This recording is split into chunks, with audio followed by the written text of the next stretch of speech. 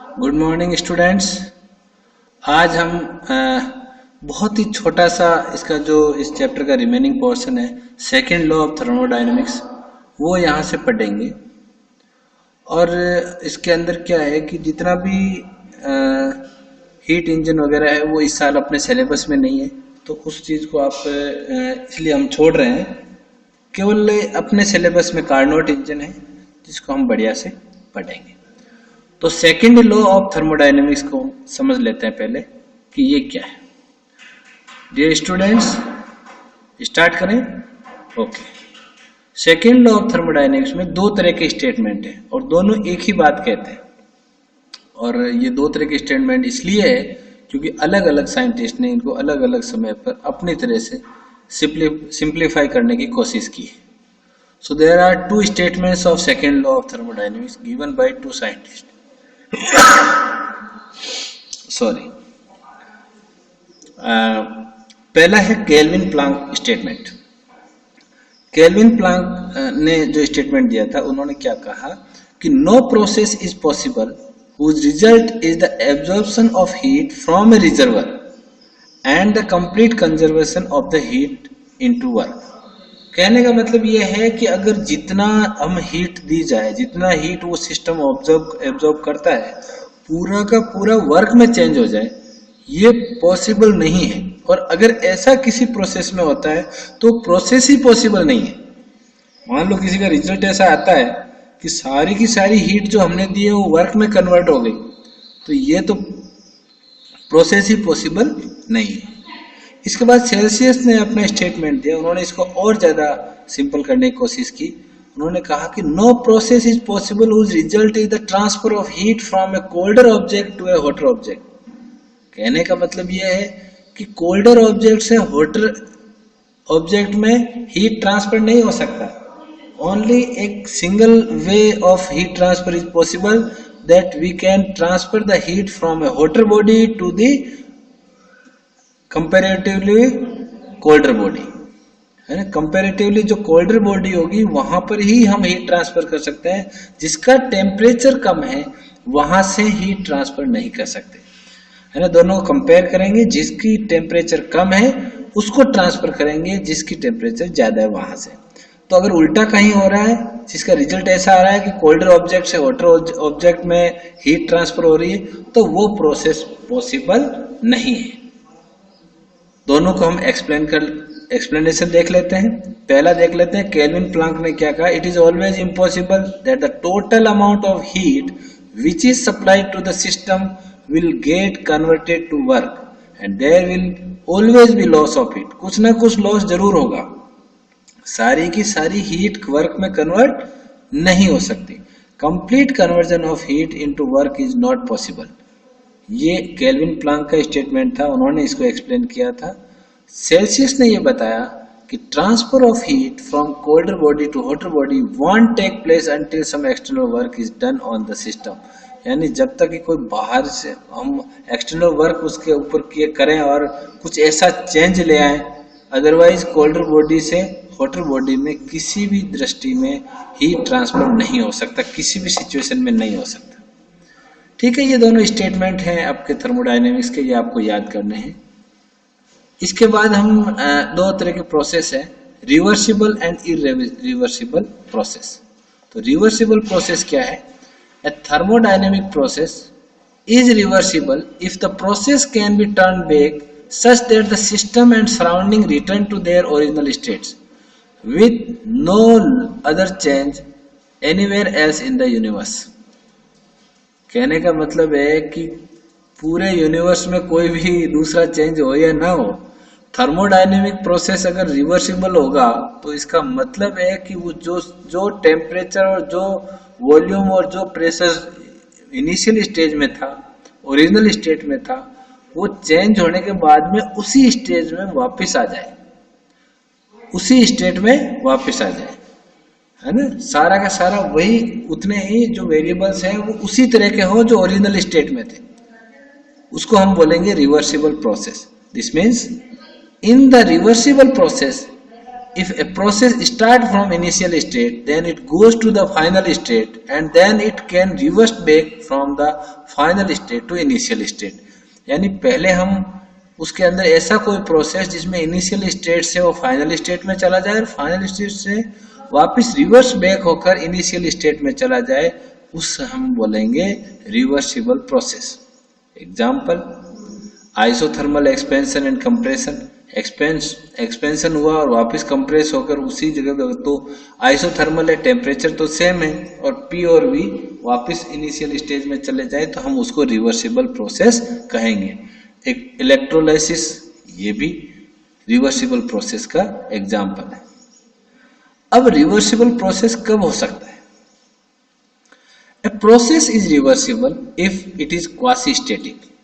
Quasi static के बारे में मैंने आपको पहले भी बताया था। क्वासी स्टैटिक का मतलब क्या होता है? क्वासी स्टैटिक का मतलब होता है कि जो भी प्रोसेस हो वो बहुत ही स्लो प्रोसेस होना चाहिए। कैसा प्रोसेस होना चाहिए? स्लो प्रोसेस होना चाहिए। ऐसे अगर जल्दी प्रोसेस होगा तो वो वहां पर उसको हम क्वासी स्टैटिक नहीं कह पाएंगे और कभी भी रिवर्सिबल नहीं होगा। वहां से कुछ न कुछ उसके अंदर चेंज जरूर आ जाएगा। नो डिसिपेटिव फोर्सेस, इसका मतलब है कोई इस तरह के फोर्सेज वहां नहीं होने चाहिए जिनसे कुछ चीजें डिसिपेटेड होती हो, कुछ चीजें वहां पर कुछ वेरिएबल्स अपना एक प्रेजेंस शो करने के लिए कुछ न कुछ जैसे हीट वगैरह शो ना करे, क्योंकि उससे एनर्जी लॉस होगा और वो कंप्लीटली रिवर्सिबल नहीं हो पाएगा। तो इस तरह के कुछ फोर्सेस वहां पर नहीं होना चाहिए। There should not be any loss of heat by friction और any other force. Both initial and final states of the system are in thermodynamic equilibrium with each other. Initial और फाइनल स्टेट जो है वो जो system की है वो दोनों की दोनों थर्मोडायनेमिक इक्विलिब्रियम में होनी चाहिए। थर्मोडायनेमिक इक्विलिब्रियम का मतलब उसका P, V और T सेम होना चाहिए। इरिवर्सिबल प्रोसेस, इरिवर्सिबल प्रोसेस कब होगा? कौन सा होगा? Irreversible process are those that cannot be reverse, जिनको हम रिवर्स नहीं कर सकते। Two causes which give rise to irreversible process, क्या कौन कौन से कॉज हो सकते हैं? Irreversible process take place at a very fast rate, यानी वो क्वासी स्टैटिक नहीं होगा और वो कैसे होगा? एक तो बहुत फास्ट रेट से होगा। डिसिपिटेटिव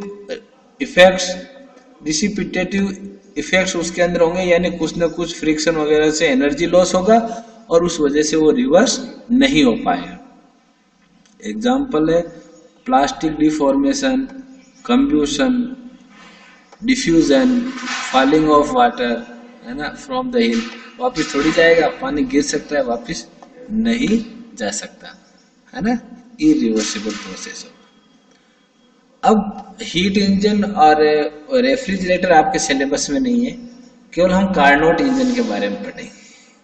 कार्नोट इंजन के बारे में आपको जो लिखा हुआ दिखाई दे रहा है उससे भी कुछ एक्स्ट्रा बताऊंगा, तो आप लोग इसको समझते जाइए।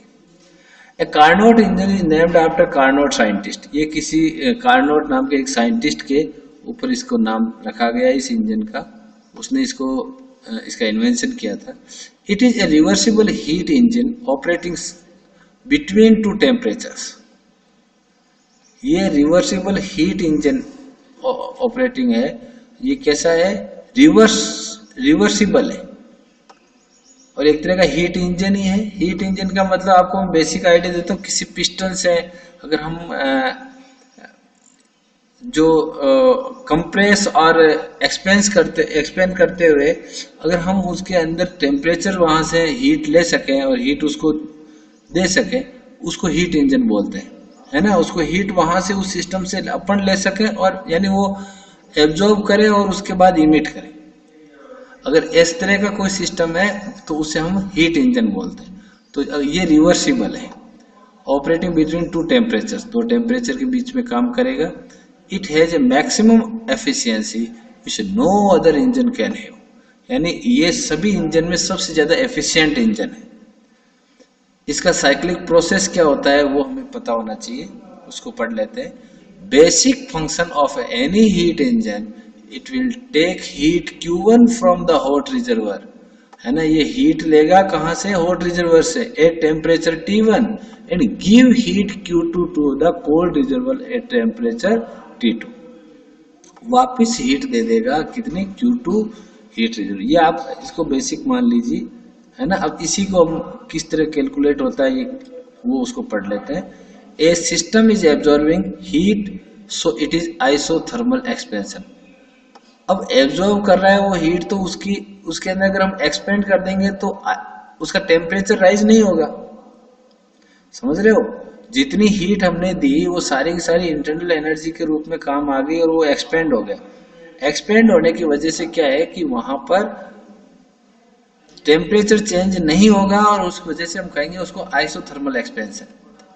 तो इंजन ने कितनी हीट एब्जॉर्ब की, Q1, टेम्परेचर दे दिया आपने T1।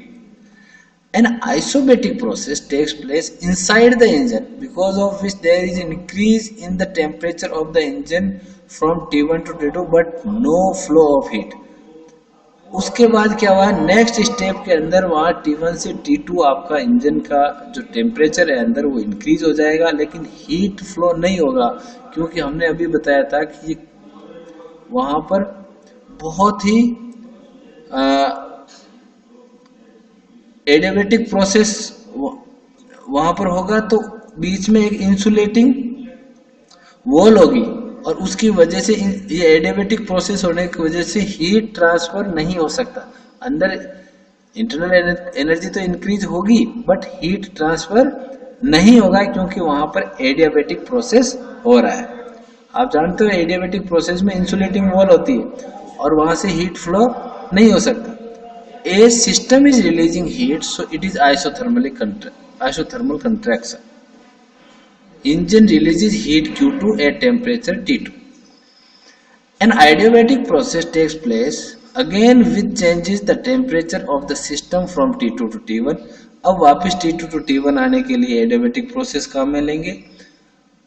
One cycle of Carnot engine will have isothermal expansion, then adiabatic। देखो पहली स्टेप में isothermal expansion, उसके बाद में एडियाबेटिक प्रोसेस, फिर आइसोथर्मल कंट्रैक्शन और उसके बाद फिर से एडियाबेटिक प्रोसेस। 4 स्टेप है ना। पहला आइसोथर्मल एक्सपेंशन जिसमें टेम्परेचर चेंज नहीं होगा, दूसरे में टेम्परेचर चेंज होगा। पहले में तो T1 ही रहेगा, दूसरे में T1 से T2 हो जाएगा, उसके बाद T2 पे ही आइसोथर्मल कंट्रैक्शन होगा और उसके बाद T2 से वापस T1 पर आ जाएगा और ये रिपीट होता जाएगा और कंटिन्यूअस रिपीटिंग यहाँ से मैकेनिकल एनर्जी अपने को मिलती जाएगी। द कार्नोट इंजन की एफिशिएंसी है, it is given by eta is equal to 1 minus T2 upon T1। बहुत ही सिंपल सा फॉर्मूला है, ये आपको मेमोराइज करके रखना है, 1 माइनस T2 अपॉन T1। इस पर न्यूमेरिकल्स आते हैं और ये बहुत सिंपल होने की वजह से कि भाई इसकी एफिशिएंसी क्या होगी। दोनों टेम्परेचर, आपका इनिशियल टेम्परेचर T1 है, उसके बाद T2 हो गया, तो 1 माइनस T2 अपॉन T1 से इसकी एफिशिएंसी डिटरमाइन की जा सकती है। तो मैक्सिमम जीरो कब होगी, जब T1 और T2 दोनों इक्वल हो जाए, राइट। अब देखो इसका जो ग्राफ है वो ऐसा है। पहले यहां पर टेम्परेचर होगा T1, फर्स्ट स्टेज में क्या होगा T1। अब यहां से यहां तक आए तो ये PV ग्राफ है, ये P है, ये V है।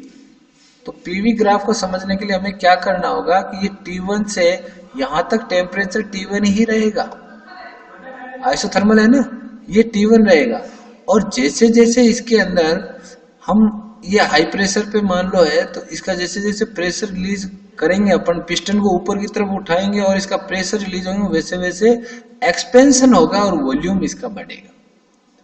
उसके बाद क्या होगा, एडियाबेटिक प्रोसेस होगा। ये T1 से यहां पर टेम्परेचर हो जाएगा T2, टेम्परेचर क्या हो जाएगा T2, और इसके अंदर थोड़ा बहुत एक्सपेंशन इसमें भी होगा, है ना, लेकिन हीट फ्लो नहीं होगा। अब यहां से क्या होगा कि अगेन आइसोथर्मल कंस्ट्रक्शन होगा, गैस का वॉल्यूम कम होगा, गैस को हम वॉल्यूम को कम कर देंगे और प्रेशर इंक्रीज होगा। तो यहां पर भी जो टेम्परेचर होगा that will be equal to T2, isothermal है ना, तो टेम्परेचर सेम रहेगा। और यहां से फिर एडियाबेटिक प्रोसेस के थ्रू ये टेम्परेचर वापस T1 में पहुंच जाएगा और हम कह देंगे कि यहाँ पर पूरा का पूरा रिवर्स हो गया है प्रोसेस, यानी रिवर्सिबल प्रोसेस ये है। ठीक है, समझ में आया? चलो बढ़िया है। तो सबसे पहले यहां पर Q1 इसको यहां से हमने हीट दी, Q1 हीट दी और वापस यहां पर आने में इसने Q2 हीट वापस सिस्टम को दे दी। ठीक है, Q1 हीट यहां से एब्जॉर्ब की इसने सिस्टम ने सराउंडिंग से और वापस Q2 हीट इसने रिलीज कर दी। ठीक है, और जितनी हीट ये लेता है उतनी ही हीट अगर रिलीज कर देता है तो इसका मतलब इसकी जो एफिशिएंसी है वो बहुत ज्यादा हो जाएगी। ठीक है, तो मैक्सिमम ये हीट रिलीज कर देता है, इसीलिए इसको काफी एफिशिएंट इंजन के रूप में माना जाता है। इसका जो इन्वेंशन किया था वो कार्नोट ने किया था, इसीलिए इसको हम कार्नोट इंजन कहते हैं। ठीक है, आज इतना ही पढ़ेंगे, अपना चैप्टर हो गया कंप्लीट, है ना। नेक्स्ट चैप्टर लेकर नेक्स्ट क्लास में, तब तक टेक केयर, बाय।